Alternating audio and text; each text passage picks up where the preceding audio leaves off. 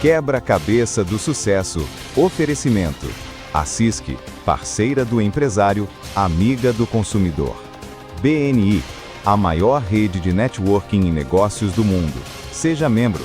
Imobiliária Cardinale, a maior e mais completa imobiliária do interior paulista. Grupo Engefort. Engefort 8000. Alarme sem fio. Proteção sem falhas. Jabu. Elétrica, hidráulica e iluminação. Lojas em São Carlos, Araraquara e Bauru. Latina. Orgulho em ser brasileira.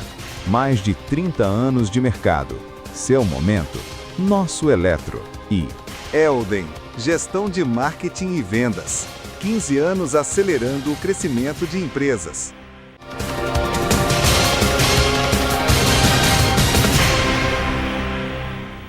Bem-vindos ao Quebra-Cabeça do Sucesso, mais divertido e desafiador videocast e programa de TV sobre negócios da nossa região. Eu sou a Alessandra Paulilo e vou conduzir aqui um bate-papo leve e divertido para que você monte o seu quebra-cabeça do sucesso. E o tema do episódio de hoje é a preparação e a mentalidade de um árbitro de elite. A profissão de árbitro de futebol no Brasil exige preparação física, técnica e psicológica. Apesar de não ser totalmente profissionalizada para a maioria dos árbitros, é uma carreira marcada por exigências e desafios constantes, e com remuneração que varia de acordo com a competição e com a categoria. A entidade máxima responsável pela arbitragem no Brasil é a Comissão de Arbitragem na CBF, que também faz a escala dos árbitros para as principais competições nacionais. Antes de falar quem é o convidado, eu vou passar para vocês recados dos nossos patrocinadores, que são empresas de muito sucesso. Se você ainda não conhece, vale a visita à loja de fábrica da Latina, em São Carlos. É um espaço pensado para aproximar os consumidores da tradição e da inovação que a marca oferece há mais de 30 anos.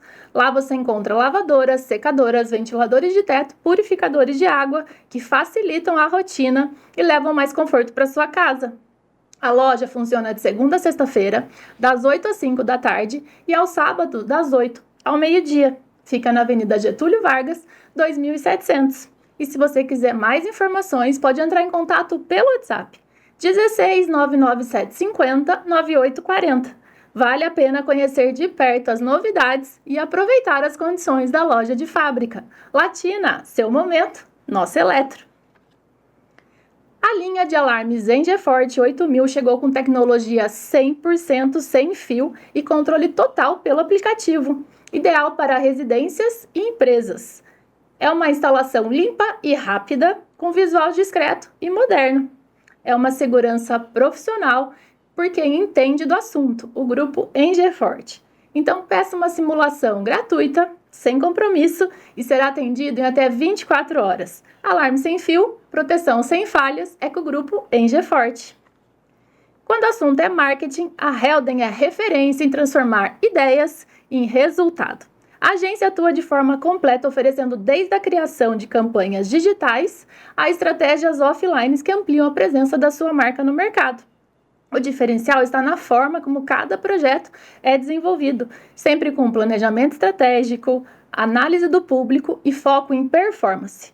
Isso garante que as ações não sejam apenas criativas, mas que também tenham muito resultado, que impacte diretamente no crescimento da sua venda e no fortalecimento da sua marca.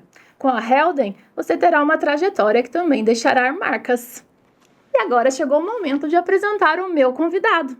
Nascido em São Carlos, ele é formado em Educação Física e árbitro na Federação Paulista de Futebol. Ele já presidiu a comissão de arbitragem da CBF, já trabalhou na Conmebol e por mais de 10 anos na FIFA.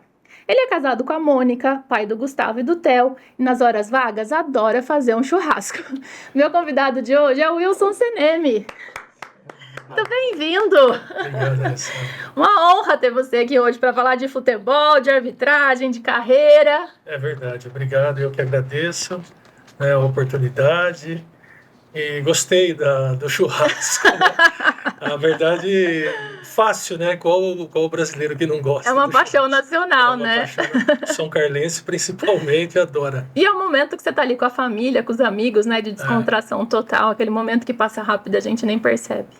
Talvez seja aí um pouco da herança do futebol, né? O futebol tem muito isso, jogadores. Então, os árbitros também fazem churrasco. Árbitro também é gente, como a gente. Árbitro também é gente, né? Também faz churrasco. Quando a gente fala da sua infância aqui em São Carlos, a sua brincadeira predileta já era o futebol? Já, sempre foi o futebol na rua. Naquela época a gente jogava na rua, né? E eu lembro muito bem, por exemplo, na época de Natal, o que a gente mais ganhava na época eram bolas, né? E quanto mais, melhor. Me recordo até essa questão das bolas, de me recordar do cheiro da bola daquela época, que era cheiro de couro, né? Hoje em dia, se você comprar uma bola nova, ela não tem cheiro. Uhum. E aquela época ficou aquela lembrança do cheiro da bola de couro, né? E eu comecei a minha vida esportiva, na verdade, sempre fui futebol, né? Comecei jogando no Paulistinha, antigo Paulistinha aqui de São Carlos, com o professor Degan. Né? E você sempre foi zagueiro ou você tentava ir pro ataque também, no começo? Não, eu sempre percebi que eu não tinha essa habilidade toda para jogar no ataque, né? E eu era um menino grande, assim, de corpo, sempre fui canhoto, né? E é difícil encontrar um canhoto que jogue na zaga, né, pelo lado esquerdo. Então, sempre joguei ali, ou na lateral esquerda, ou como zagueiro pela lateral, né? Talvez eu tive um pouco de destaque aí no futebol jogando em função de ser canhoto. Por aquele lado é mais difícil de você encontrar. E aí do Paulistinha, como é que foi esse crescimento até você chegar lá no Guarani? Então, eu fiquei 5 anos jogando, dos 10 aos 15 anos eu joguei no Paulistinha, né? E foi muito, muito engraçado, assim, porque num jogo, eu já estava terminando a minha época do Paulistinha, né? Eu estava preocupado, eu vou jogar futebol, eu vou só estudar, o que é que eu vou fazer da vida? Porque com 15 anos você sonha em ser jogador, quem não sonha, né?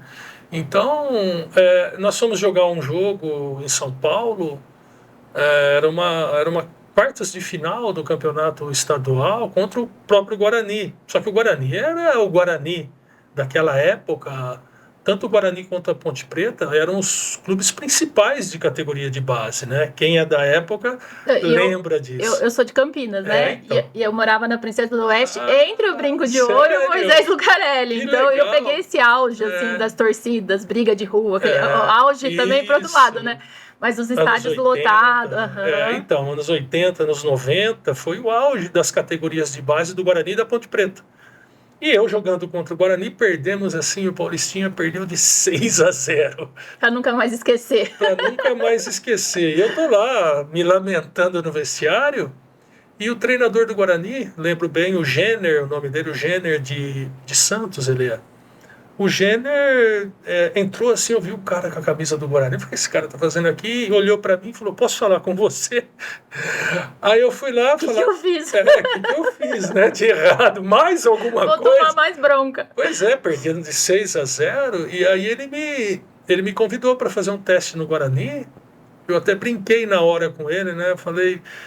Mas, cara, nós perdemos de 6-0, eu sou zagueiro, você tem certeza que você quer que eu vá fazer teste? Ele deu risada, eu falei, não, eu quero, porque você é canhoto e eu consigo te usar, tanto na zaga quanto na lateral esquerda. E eu gostei de você, acho que você tem capacidade. É a visão do treinador, né? Aquela coisa que nem mesmo a gente percebe.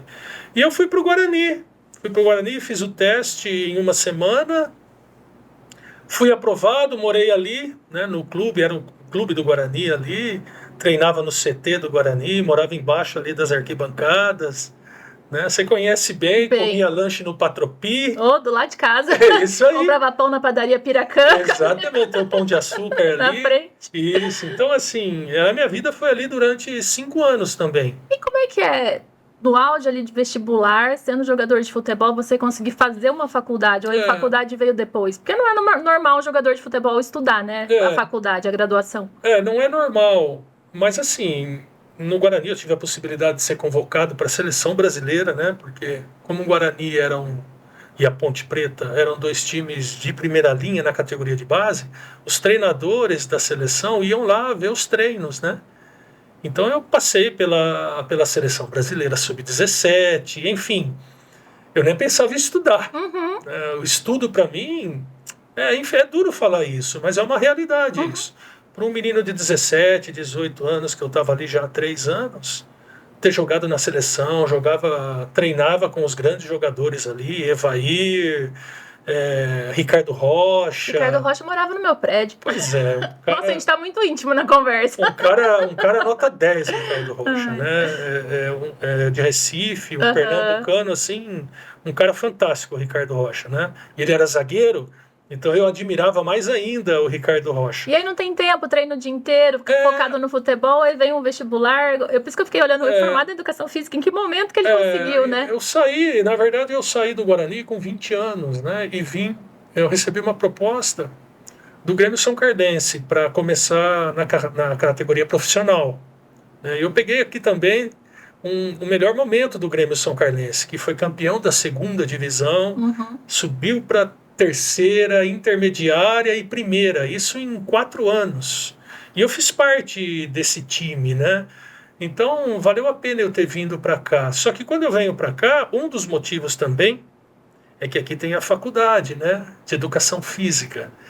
E eu uni aí o útil ao agradável para mim e consegui, nesse período que eu fiquei aqui de 4 anos, consegui fazer educação física na Fundação Educacional, era ainda, ali no Rui Barbosa, antes de ir lá para a Universidade Federal, né? Onde se formou um monte de lendas aí da educação física, se formou ali. E eu consegui, mesmo às vezes, por exemplo, eu fui contratado pela Lemense, aqui de Leme, mas é na região. Então eu treinava de manhã, à tarde e vinha, lembro que tinha uma Brasília, rezava para ela não quebrar e vinha de Leme para cá à noite, estudava, dormia na casa da minha mãe e de manhã eu ia para Leme para poder treinar novamente. Imagino que foi um período muito difícil, muito corrido e que exigiu muita disciplina para conseguir não desistir, né?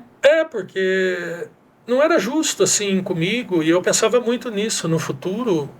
E eu não posso ter uma única opção na minha vida, né? Tudo bem, eu quero ser jogador, eu acho que eu vou ser, mas eu não tenho essa certeza. E se eu não for? O que me sobra depois com 20 e poucos anos, 25 anos?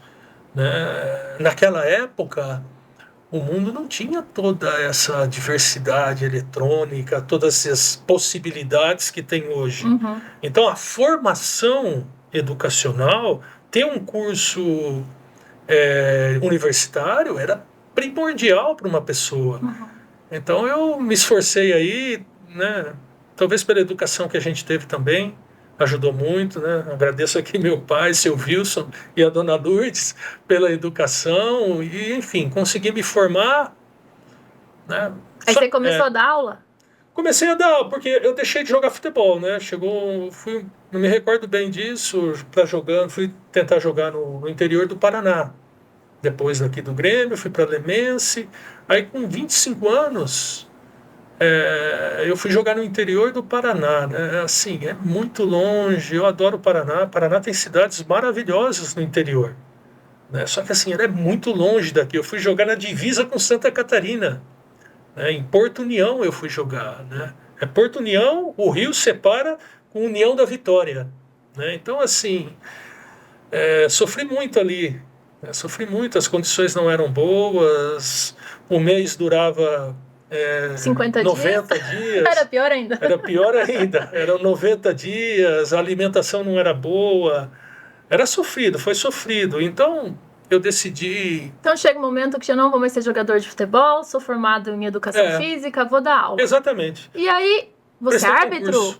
E o árbitro o veio árbitro, da onde? Zero. O árbitro, por enquanto... Até aí não passava pela cabeça. Até os 26 anos, nunca passou pela minha cabeça apitar um jogo de futebol, apesar de ser filho de árbitro. Ah, não sabia que seu pai era. Pois é, meu pai foi árbitro aqui em São Carlos, futebol amador. Talvez as coisas, né? Então, eu me lembro muito bem de meu pai apitando futebol amador. Meu pai era o famoso Sarney, aqui em São Carlos. Ele tinha um bigodão branco e o cabelo branco para trás, assim. E o pessoal apelidou ele de Sarney, né? Figura única, então.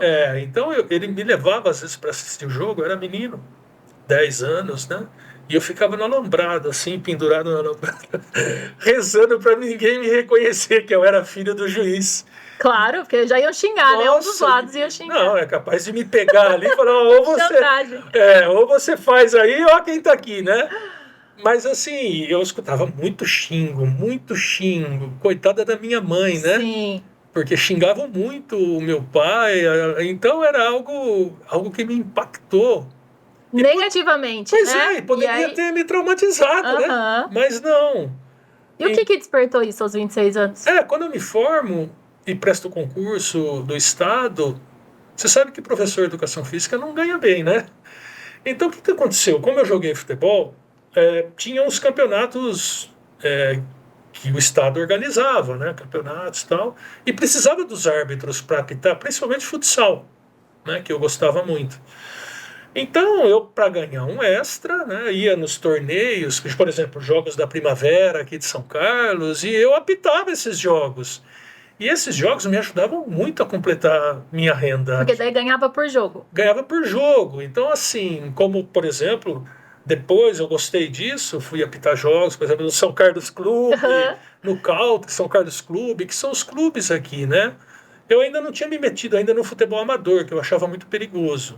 Como eu tinha jogado futebol aqui, era algo meio perigoso as pessoas me reconhecerem, né? Uhum. Então, assim, mas nos clubes, esses campeonatos escolares, no SESC, que tem durante a semana, né? Tem aquele futebol de 7, futebol, é legal. E isso completava muito minha renda. Mas até aí não existia ainda formação de árbitro. Não, nada, nem pensava nisso. Mas como ela completava a minha renda, eu fui buscando cada vez mais, porque eu conseguia comer as minhas pizzas e até pôr gasolina na minha Brasília através desse dinheiro. Melhorou muito a minha qualidade de vida, né? Então, até que um companheiro meu de trabalho, de escola, falou, eu vou fazer o curso na federação. Vou lá fazer A Federação Paulista que faz o curso de árbitro é em São Paulo. É em São Paulo, né? Eu falei, mas deve ser caro. E realmente é relativamente caro, é um salário mínimo por mês, né? E para quem não tinha nada, enfim, além disso eu tinha que pegar o ônibus aqui. Tem o custo da viagem. Tem o custo da viagem, uma vez por semana, durante um ano você tem que ir para São Paulo, né? Mas eu pensei, eu falei, eu não vou não, né? Não vou. Iam eu e mais dois no mesmo carro para dividir a gasolina para São Paulo, para fazer a inscrição. E aí o meu colega, na hora de ir, passou em casa. Eu falei, quer saber? Entra aí, vamos lá. Não tô fazendo nada mesmo. Não, mas eu não tenho dinheiro para pagar, eu falei para ele. Ele falou, não precisa, deixa quieto, vamos passear. Ele falou, e eu entrei no carro, Como cheguei... é a vida, né? Olha o destino preparando tudo, né? Pois eu fiz a inscrição, né? Forçadamente ali por eles, né? E posso te dizer, eles dois não foram aprovados na inscrição. Não foram aprovados, porque tinha um vestibular antes. Você tinha que fazer umas provas, né? E nós fizemos lá as provas. E eles não passaram na prova, os dois. E aí sua carona acabou. E eu passei. E a carona prova. acabou daí, porque a carona não passou? Não, mas a gente não sabia o resultado. Não, então, mas depois, para fazer o curso, não tinha mais ele. Não, a carona acabou. E eu passei, só que assim... Depois eu fui atrás, na verdade, para ver o quanto que ganhava um árbitro da federação. E aí ganhava muito melhor do que eu ganhava apitando aqui. E aí você entendeu que era um investimento. Aí eu falei, rapaz, eu acho que eu vou tentar isso. Como eu joguei futebol, eu devo ter alguma qualidade para isso, né? E enfim, fui lá, fiz os cursos e comecei a apitar amador aqui, só que não em São Carlos, em Araraquara, porque ali ninguém me conhecia. Então, e eu vi que eu tinha uma habilidade diferente. Eu tinha. Na verdade, eu pensava, eu amava futebol, eu amo futebol. Minha vida é futebol, né? E eu pensei que eu tinha nascido para jogar. E eu descobri, sinceramente, que eu tinha nascido para apitar. Era outro talento. Era impressionante como... Não que eu não jogasse bem, porque eu cheguei à seleção brasileira. Eu fui profissional por 5 anos. Então eu era um bom zagueiro, eu me considerava um bom zagueiro. Mas para apitar, sinceramente, eu me sentia muito diferenciado dos outros. Era muito mais fácil para mim. Você tá falando isso, me lembrou agora uma cena lá em casa. É, Olha, meu filho tá com 15, ele devia ter 2, 3. Então a gente tá falando de 2012, 2011. A é, família toda de corintiano. E aí meu filho faz aniversário 5 de dezembro. Então foi perto dessa data, uma final Palmeiras e Corinthians. sim. Aí tava a família inteira em casa. Aí eu lembro do Luiz Fernando, meu marido, falando Aham. pro meu pai: esse juiz aqui de São Carlos. É. Aí meu tio vira e fala: ó, esse cara é bom. O Tite fala que ele é quase ou é perfeito. É verdade. Falei, ó, o Tite É elogiar. verdade. Olha, me arrepiei agora aqui, ó. Realmente você era diferenciado. Então, É. como jogador de futebol você era bom, sim, mas como árbitro foi onde você realmente se destacou, né? Sim, eu tinha muita credibilidade no meio. Me recordo muito, você falou do Tite, e eu me recordo de onde o Tite tirou essa referência minha. Lógico que do campo, Uhum. mas ele conta, até hoje ele conta. Depois eu trabalhei na CBF e ele era o técnico da seleção, e a gente conversava muito, almoçava junto todo dia. E ele conta que um dia, ali no Pacaembu, o que separava o vestiário do Corinthians e o vestiário dos árbitros era uma parede. Só que a parede, ela não ia até o teto, ela tinha um vão em E cima. vazava ali. Então escutava tudo o que falava. E um dia o Tite falou que escutou eu numa reunião do corredor assim, antes de entrar no campo, falando como jogador. Tinha jogado bola. Então, reunido com os assistentes, com o quarto Aquele árbitro, discurso de aquela motivação. coisa, vamos lá, e não sei o que. Ele disse que a partir daquilo ali, ele falou, cara, eu nunca tinha visto os árbitros por esse lado, e o Sené me despertou. E eu vi como eles entraram, depois eu fiquei olhando como eles entraram no jogo, e vocês entraram com uma raça, como se fosse jogador. E eu, nossa, eu adorei ter sido reconhecido por um cara tão importante. Mais do que isso, ele ter tido essa visão da arbitragem, não do CNM só, né? E sim, na verdade foi isso. Eu descobri que eu tinha um talento para fazer arbitragem, né? Mas quando a gente fala dos elogios do Tite, a gente tá falando assim de 0,0001% dos elogios que o árbitro recebe. 99,999 é crítica, é É reclamação. Como que lida com isso? Como é que é a cabeça de um árbitro? É difícil. Eu te digo que um árbitro de futebol só sobrevive a todas as críticas em função de que a arbitragem te entra na veia, no seu sangue, e se transforma num amor seu, né? Mas lá no treinamento, lá na Federação Paulista, quando você vai fazer, eles não falam desse lado psicológico, de preparação mental mesmo para encarar tudo isso. É mais técnico. Hoje em dia tem. Mas na sua época não tinha esse Na minha apoio. época, até começou já naquela época, mas eram psicólogos gerais, né? Não era do esporte ali, Então, mas focado nisso. se do esporte já seria difícil, imagina da arbitragem. Uhum. Tem que ser mais específico ainda, né? A FIFA, por exemplo, a FIFA nos eventos da FIFA, ela não tem psicólogo, ela não leva psicólogo, né? Porque tinha antes, e isso muitas vezes gerava muito fator emotivo para os árbitros antes de partidas, né? E a FIFA, pela mentalidade que tem hoje a comissão de arbitragem da FIFA, né? Claro, ela resolveu não colocar mais esse tipo de... Então hoje a FIFA trabalha com a preparação física e com a preparação técnica dos árbitros. E essa né? pressão toda, cada um administra como consegue. Na verdade, no meu caso, experiência própria, 2 fatores são fundamentais. O primeiro é gostar muito de futebol, é não conseguir ficar uma semana sem futebol. Eu ia entrar em depressão. Esse é o ponto número 1. E o ponto número 2 é o aspecto financeiro. Com certeza, porque eu ver que eu tenho um talento. Sabe o que você olhar para sua frente, você vê a luz? Uhum. A luz no fim É o seu do túnel. propósito, né? Você se Exato. descobrir. Então, assim, as pressões... O que me motivou muito foi os erros, né? Os erros, por mais que possa parecer estranho, eles foram a minha motivação de não errar novamente. Porque era horrível errar. É péssimo errar, cai o mundo em cima da sua cabeça. Você já cai o seu mundo para você mesmo. E aí o mundo de todo mundo cai em cima de você. né? Então, é diferente de um erro de um jogador. Uhum. Porque tem 11 no campo, tem o técnico, tem toda aquela proteção que o jogador tem de que ele pode errar, né? Agora, o juiz não pode errar. Então, cai o mundo. E eu senti isso algumas vezes e é muito ruim. Então, eu falava, pro próximo jogo, ou eu erro coisa simples só, né? Eu não vou aguentar errar essas coisas grandes. Então, eu me preparei muito ao longo da minha carreira de analisar jogos de maneira pessoal, analisar características de jogadores, de técnicos. Essa experiência de ter jogado futebol me agregou muito. Então eu consegui fazer mais ou menos o trabalho que a federação faz hoje, que é dar todas essas condições para os árbitros desenvolverem a sua carreira, né? Mas quando você olha para trás e fala desses erros, né? Por que eles aconteciam? Era posicionamento? Era interpretação equivocada? Você chega a analisar depois e entendeu? Ou não tinha mesmo como saber? Não, a maioria dos meus erros foi por perda de concentração. Né, por algum motivo. Ou algum motivo ali no jogo mesmo, que você está nervoso com algum jogador, né? Ou te conto um caso aqui. Eu fui apitar um dia no Canindé, Portuguesa e São Paulo, pelo Campeonato Brasileiro, né? E eu fui de carro daqui para lá e eu rodei o carro na pista. Tava chovendo muito na Bandeirantes, o meu carro aquaplanou e eu rodei e fui parar no canteiro central.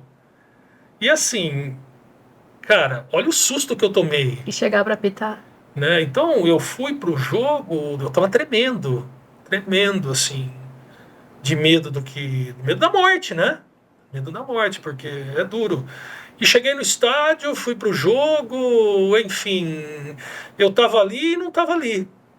Né? Mas nesses casos tem sempre escalado um árbitro reserva? Para uma emergência, de você falar não tô bem, ou você não percebeu que não estava tão bem também? Então, o meio do futebol, quando você substitui um árbitro, por si só, se ele se lesiona, já é sátira, né?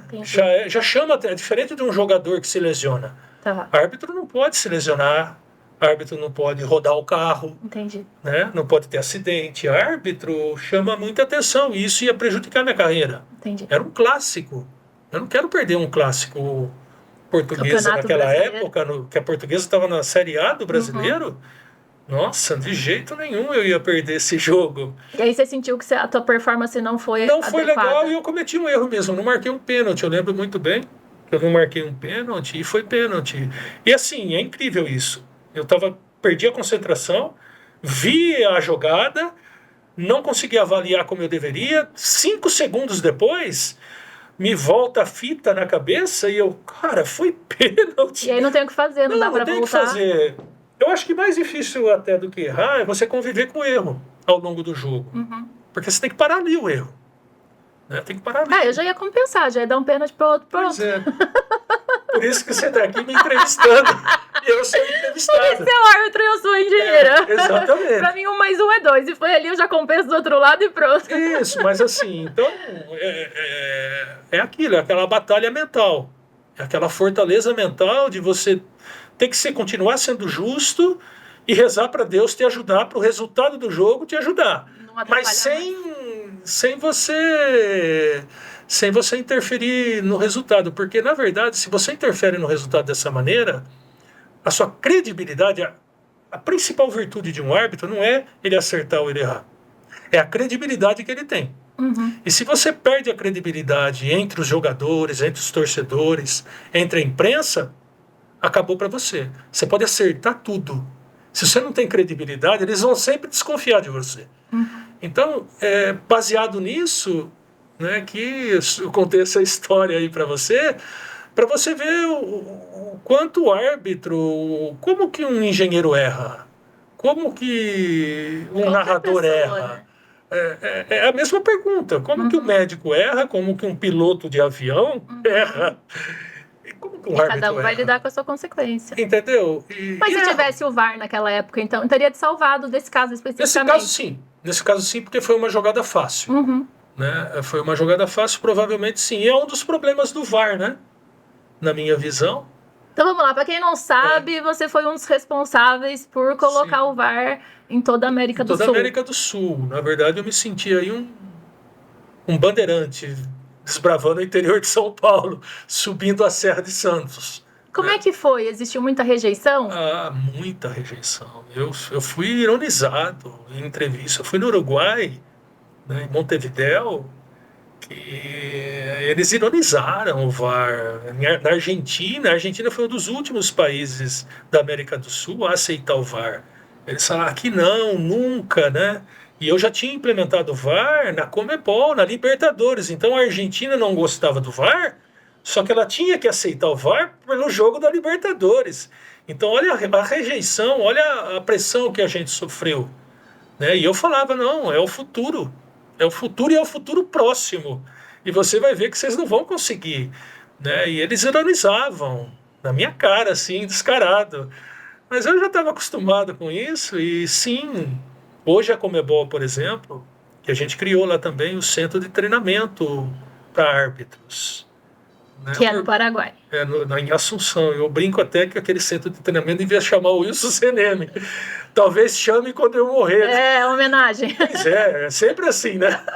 Mas assim, a gente que fez um centro, é legal isso, que é uma referência aqui para o Brasil que deveria, né? O Brasil não tem um centro de treinamento para árbitro. Não, foi o nosso projeto apresentado e que eu não pude concluir.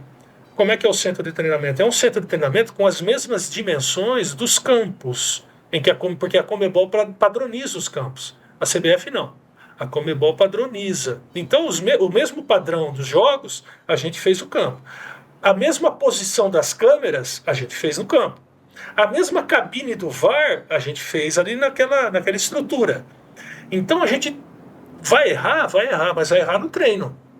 Você vai lá, você treina, você erra o maior absurdo do mundo, mas você erra no treino, você não prejudica ninguém.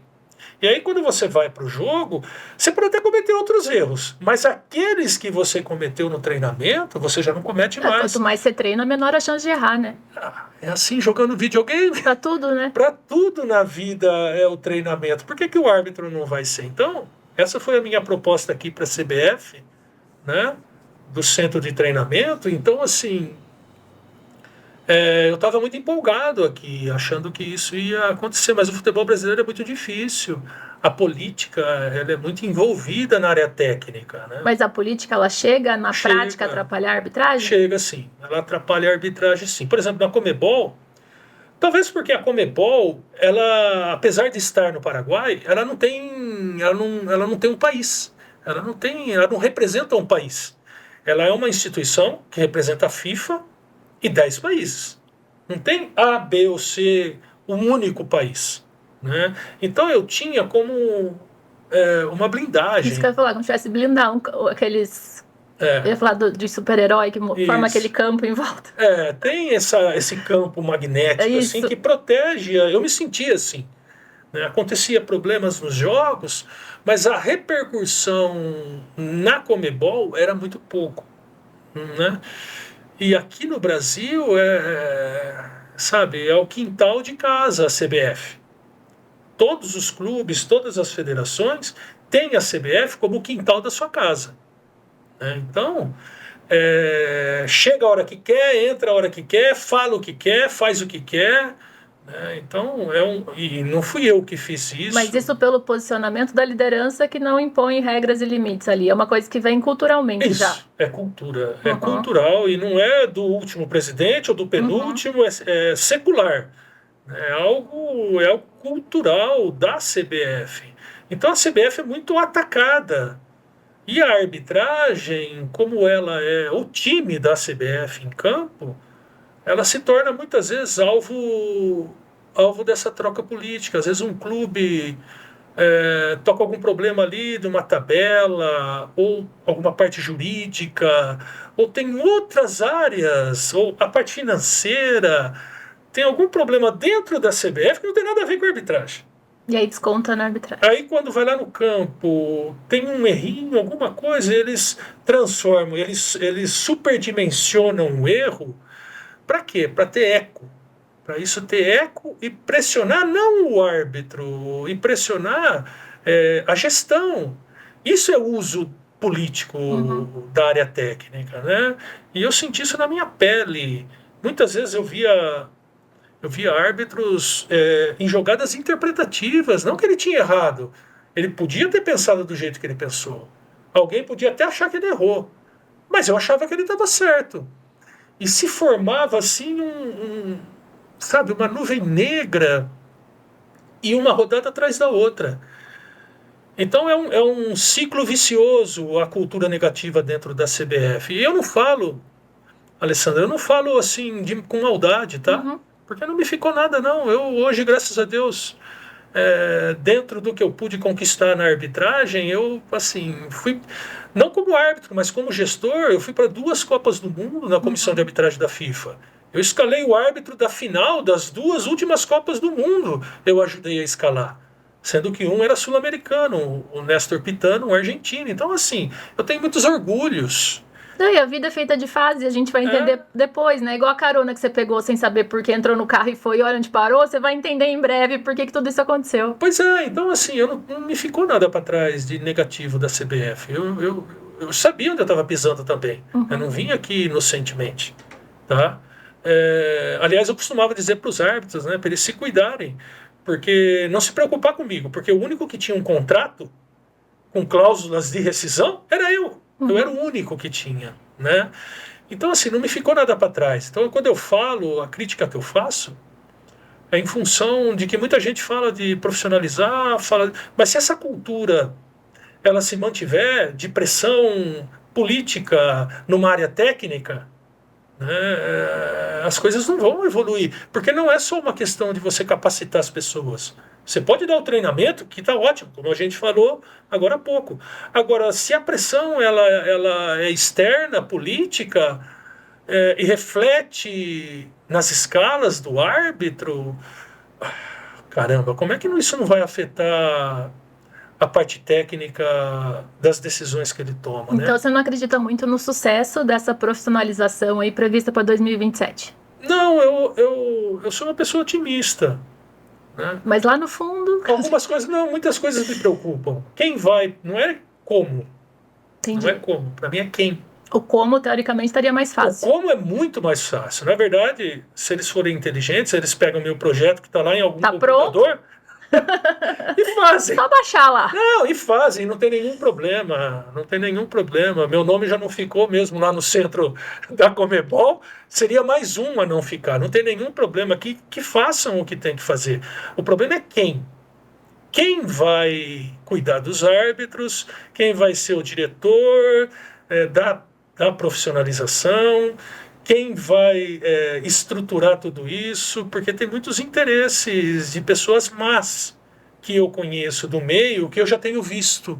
Eu não posso falar nomes, Lógico. né? Mas assim, eu já vejo muita gente cercando. As pessoas más, elas sabem fazer isso.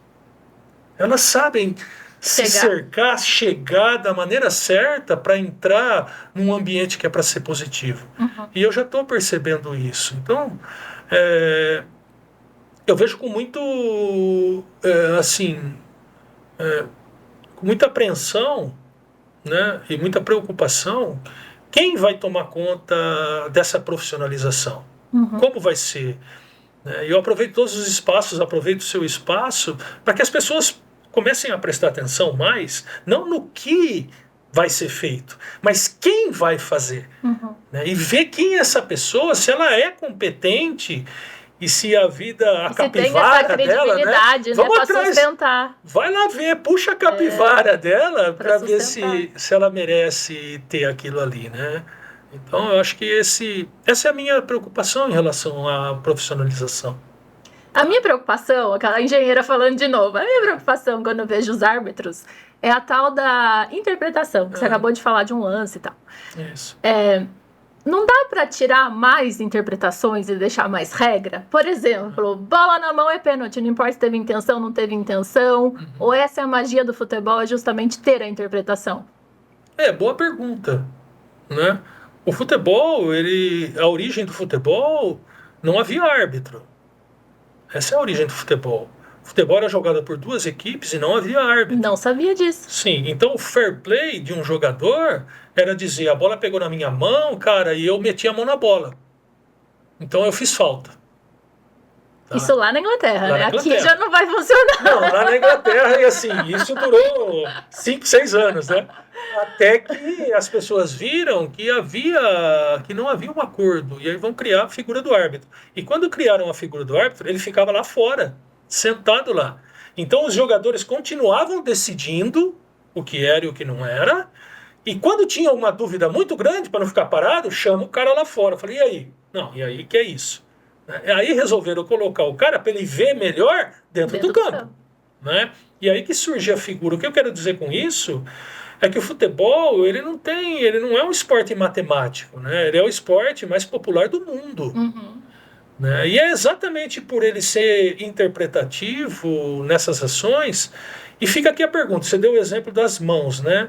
Seria justo eu estar com a mão protegendo o meu rosto e vem uma bola chutada pelo Roberto Carlos na minha cara, eu ter que tirar a mão, senão é pênalti? Você acha justo isso? Mas se for a regra, aí não é questão de justiça. É questão de justiça. A justiça... Eu tô tentando ajudar os árbitros. Pois é, eu também. Eu fico pensando como tirar a interpretação e deixar a regra, porque daí teria menos reclamações, mas eu fico pensando o que vai ser de uma segunda-feira sem a gente ter uma jogada do final de semana para falar que o árbitro errou, que o árbitro acertou, que o Corinthians perdeu por culpa do árbitro, que o árbitro não marcou aquele pênalti, né? Acabou a graça também um pouco. Eu acho que vulgarizaria um pouco o gol. Dessa maneira, se a gente for tirar a interpretação de muitas coisas, tocou na canela, é pênalti. Nós vamos vulgarizar o gol. E o gol é uma mágica, não é igual ao basquete. Vai ter muito pênalti daí. Não é igual ao basquete, não é igual ao vôlei, não é igual ao tênis, é um outro tipo de esporte. É muito particular o futebol. Então, para a bola entrar ali dentro, tem bastante coisa para acontecer. Né? E, assim, Alessandra, na minha opinião, o que falta... você sabe, uma pergunta para você, por favor, me permita. Claro. Você sabe qual é o critério que ele deveria ter, que a FIFA explicou para ele? Para o árbitro, você está falando? Para o árbitro. Você sabe qual é o critério que ele aprendeu pela FIFA? Eu vou devolver com outra pergunta. Isso. Eu acho que o que dá a polêmica toda não é nem qual é o que ele aprendeu com a FIFA. É porque nós, cidadãos brasileiros, adoramos dar pitaco e eu acho que a maioria da sociedade brasileira não conhece a regra de fato. É isso, você já respondeu, então.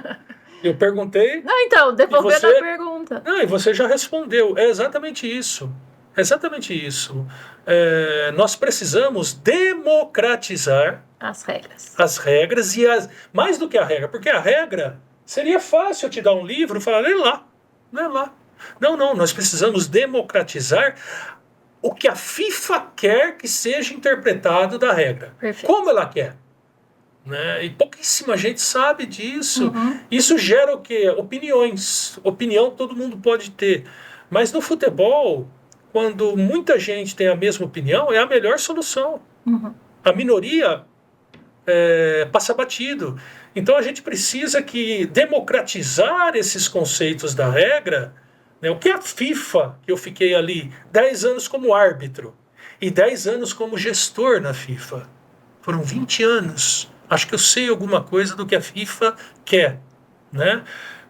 Só que a FIFA me desculpa, mas é um erro da FIFA não democratizar o que ela mesmo quer. Ela dificulta. Mas você acha que isso é proposital? Não acho. Eu acho que é preservação. Tá. A FIFA se preserva muito para não ser ela. Para ela não ser os holofotes não virarem para ela. Porque se ela popularizar, democratizar a interpretação que ela quer, se acontecer alguma coisa e alguém tiver alguma dúvida, a culpa é dela.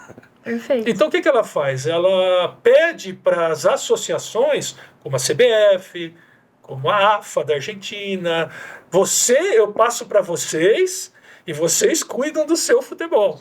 Né?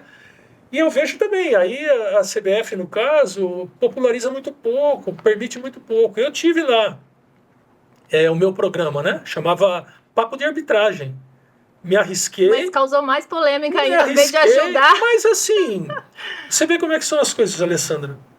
Eu vejo muito comentarista hoje falando que tem saudade de mim. Uhum. Tem saudade do meu papo de arbitragem. Né? Então o que ele achava que era ruim ficou pior. Mas eu acho que o comentarista até gostava. Acho que os árbitros não gostavam muito de serem julgados ali do que era certo e que era errado. Então, tinha um problema com a categoria? Mas assim, uma parte da categoria. Os que né? erravam. Mas assim, um árbitro de futebol, ele já está exposto quando ele se tornou árbitro de futebol e quando ele está lá perante 40 câmeras. 40 mil pessoas? 40 mil pessoas, e assim, qual mais exposição ele acha que ele não vai ter? Pelo contrário.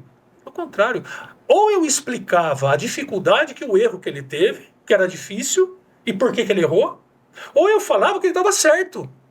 Então eu era um advogado dele, tentando dar a menor pena possível. Entende? Uhum. Então eu não vejo e faria novamente. A única coisa eu voto para continuar mesmo. Pois é. Sucesso. E te digo. Aqui na TV Onix ainda, então. Podemos. Vamos marcar uma reunião já. Legal, seria legal.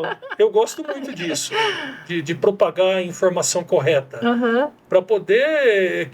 Quantas coisas eu vejo comentarista...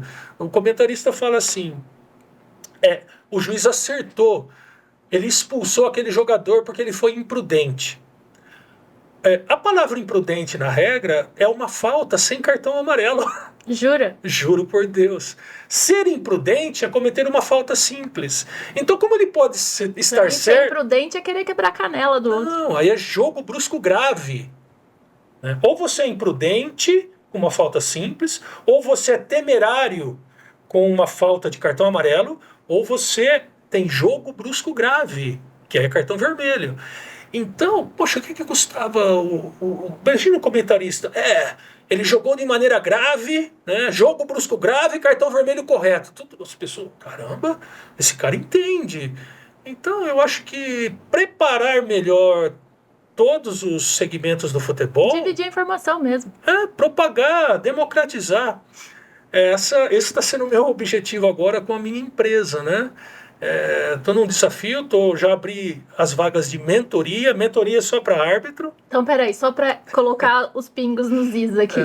Você sai da CBF e tal e decide empreender. Isso. Vamos para outro mercado agora. Vamos empreender. Eu vou tentar fazer... E aí é uma mentoria para árbitros e quer falar um pouquinho sobre qual é o objetivo da empresa? Então, é a RefWise, né? Rapidamente sobre a RefWise. Isso, Ref é de referee, que é árbitro em inglês, né? Wise é sábio, sabedoria. E coincidência ou não, quando me deram as opções de nome para montar a empresa, Wise nada mais é do que as iniciais de Wilson Seneme.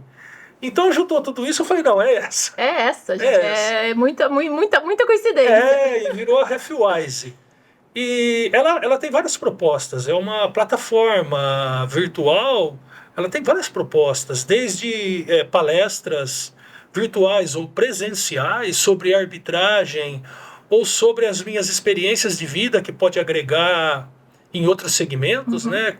Empresas. Poxa, você lidar com essa pressão de ser um presidente de comissão de um continente inteiro, né? Como é que você lida com essa pressão?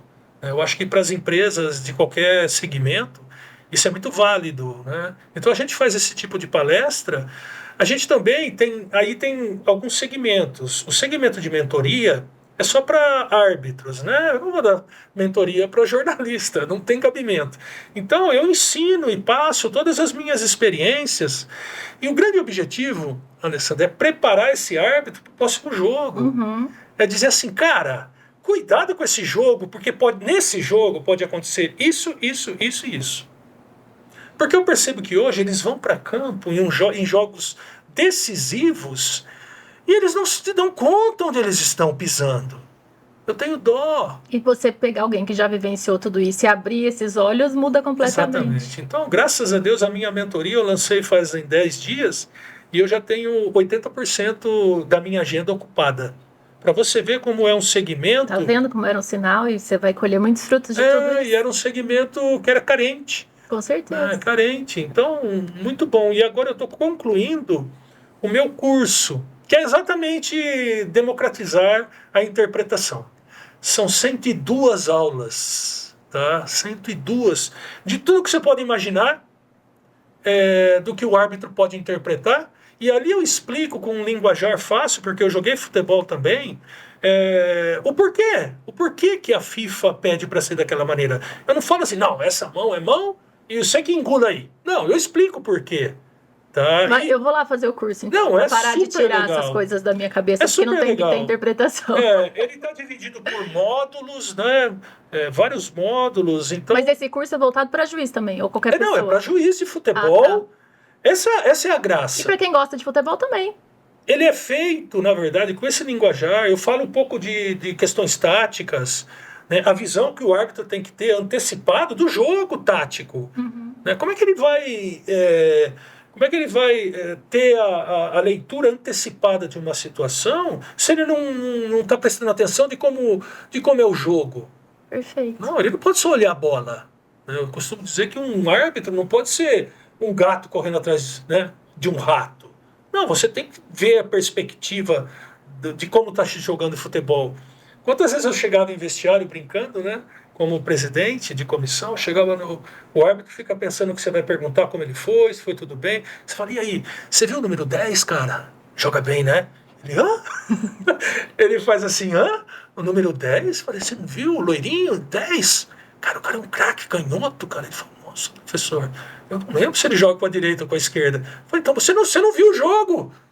Você estava dentro do campo, dentro do jogo, e não assistiu o jogo. É uma pena. É uma pena. A próxima vez eu vou fazer você pagar ingresso e você vai para arquibancada. Porque é isso que a gente ensina no curso, é essa mescla entre o que é o futebol jogado e o que é o futebol apitado. Do mesmo jeito que eu quero ajudar os árbitros a entender um pouco como se joga futebol, eu quero ensinar quem joga futebol, quem comenta futebol, né, como se apita. Eu acho que é uma iniciativa de democratizar as regras e a interpretação e deixar ela um pouco mais nítida para todo mundo, mais acessível, coisa que a gente não vê. Vai ser um sucesso. Se Deus quiser. Chegou o momento de passar o desafio do programa, que é escolher 3 peças dessas de quebra-cabeça, 3 palavrinhas que mais fizeram sentido na tua trajetória até aqui. Eu vou dar recado de patrocinador e eu volto a ver quais peças você escolheu. Pode mexer, pode bagunçar e escolher as suas 3 peças. Vamos lá. Tem uma Jabu para cada um. Para quem busca a tradição e confiança, a linha elétrica oferece segurança em cada detalhe. Para quem constrói ou reforma, a linha hidráulica disponibiliza soluções completas em materiais, louças, metais, oferecendo e atendendo diferentes projetos. Para quem busca estilo e bem-estar, a iluminação transforma ambientes com design, eficiência e sofisticação, porque cada cliente é único, mas todos encontram tradição, inovação e acolhimento na família Jabu. Jabu, elétrica, hidráulica, iluminação, decoração, bem-estar, confiança que atravessa gerações. Sua empresa busca por negócios em oportunidades internacionais? Você precisa conhecer o BNI, a maior organização de business e networking do mundo, porque lá você vai aprender a fazer um networking estratégico, que transforma esforços em resultados reais. E também entender como conexões internacionais e um sistema estruturado podem impulsionar o seu crescimento. Pelo BNI Connect, você vai ter acesso a mais de 350 mil membros empresários do BNI, espalhados em 77 países. Chegou a hora da sua empresa crescer. Então, acesse o site www.bni.com.br. Todo mês a mesma dor de cabeça. A fatura do seu plano de celular chega com cobranças e você não entende nada. E na hora de resolver, sobra frustração, tempo perdido e nenhum resultado. Na Assisc, você pode contar com a gestão de telefonia móvel, que traz alívio e confiança. Planos ajustados àquilo que a sua equipe realmente usa, sem cobranças escondidas e sem crise com estresse de operadoras. E o melhor, todas as linhas vêm numa única fatura, trazendo organização e tranquilidade para sua rotina. Quer sentir a diferença? Aponta a câmera do seu celular para o QR Code e entre em contato com a Assisc. E você já pensou morar em um lugar planejado e oferecer para sua família conforto, segurança e muito lazer? O Residencial Conde do Pinhal, aqui em São Carlos, é um condomínio fechado que conta com mais de 15 opções de lazer. Piscina, academia completa, espaço gourmet e muito mais. Tudo isso cercado por área verde, traz tranquilidade e bem-estar. Com as obras em ritmo acelerado, esse empreendimento tem aí o potencial de ser grande valorização, sendo perfeito para morar quanto para investir. Então, entre em contato com a imobiliária Cardinale e garanta seu lote. Conseguiu escolher as suas peças? Consegui, assim, na verdade, são excelentes palavras, né? Assim, a gente tem aqui uma gama poderia escolher muitas outras. Por isso que é um desafio, é a minha fala do programa. Bem legal, parabéns aí pelo jogo. Muito obrigada. Muito legal, muito dinâmico, eu nunca tinha visto. Parabéns, tá? Muito obrigada. Show de bola. Eu escolhi essas 3. Vamos lá. Dentro do nosso tema específico, então, né? disciplina, amor e liderança. Isso. Se você olhar aqui, né, eu pus o amor como o foco central, né? E eu montei meu quebra-cabeça. Gente, ele fez a escolha das peças aqui. É pós-graduado em quebra-cabeça de sucesso. Olha isso. Pois é. Então, assim, acredito que o amor ele envolve a maioria das outras peças que estão na mesa, tá? Eu poderia escolher todas, mas eu resumiria todas no amor, porque tem amor, você consegue o bom negócio, a credibilidade, os amigos, né? Enfim, até o pet com amor, né? Que é tão importante também pra gente desestressar, Nossa, né? E receber tanto carinho. Nem fala, eu adoro o meu cachorro, o Jack. Né? Então, assim, só que acompanhado do amor, acredito que são dois pilares muito importantes da arbitragem, né? É a liderança. O árbitro é um líder. Se ele não tiver essa capacidade, não desenvolver... E liderança é algo que você nasce, mas é algo que você desenvolve. Uhum. Então, se você sabe e aprende, e aí também um dos propósitos da mentoria da Halfwise é liderar, né?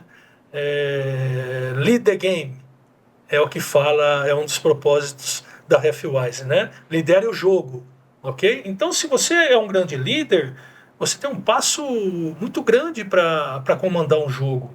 E a disciplina, em meio a tudo isso, as turbulências que ocorrem, a tanta pressão que você sofre, se você não é uma pessoa disciplinada no seu treinamento, no seu trabalho, no seu mental, no seu psicológico, de trabalhar tudo isso, se você não é disciplinado, você desvia o seu caminho muito fácil.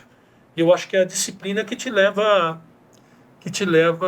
a você manter na trajetória correta, tá? E o amor, que é fundamental, o que faz você nunca desistir, né? Você amar o que faz, enquanto tem amor, você consegue ter motivação. Você tem motivação. A gente vai para os últimos 2 minutos do programa, então uma resposta mais curtinha para dar tempo, mas o que você imagina do futuro da arbitragem?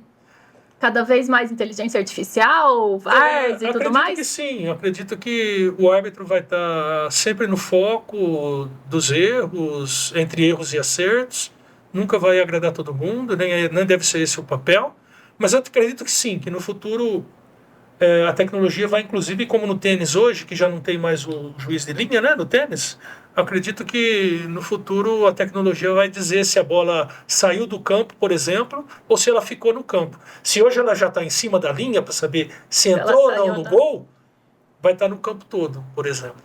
Eu acho que tinha aquela responsabilidade do árbitro de ter que estar no melhor posicionamento para ele enxergar o lance, ele se dedicar. Agora ele está no meio campo, se acontecer alguma coisa, o VAR avisa. Assim, é uma sensação que eu tenho. Assim, ele perde muito credibilidade. Claro, aí vão sobrar os melhores, né? Isso, e mesmo no jogo, quando ele vai lá e modifica a decisão dele, quando ele volta, os jogadores já não acreditam nele.